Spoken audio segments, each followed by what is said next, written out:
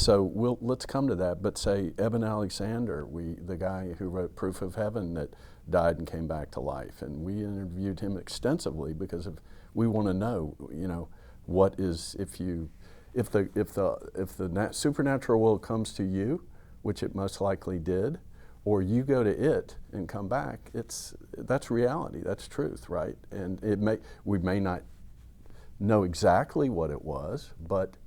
So anyway, let's go to who when you were coming of age, there must have been 2 or 3 prior to going to Yale, that men or women that influenced you the most to get you where you are today.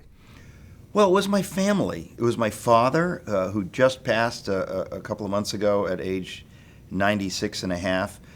He's on the cover of my book, Fish Out of Water. I love my father profoundly, as I love my mother profoundly. They were humble people who came to this country from war-torn Europe, who suffered a lot in their childhoods and as young adults, really suffered and struggled, and were blessed by God to be able to come to this country and to find each other. They met in an English class here in New York City, literally about a half mile from where we're sitting, and in a class to learn the English language, met each other. This Greek immigrant, this German immigrant. My mother grew up in Nazi Germany, which became East Germany under Stalin and the Soviets. She escaped at age 17 alone.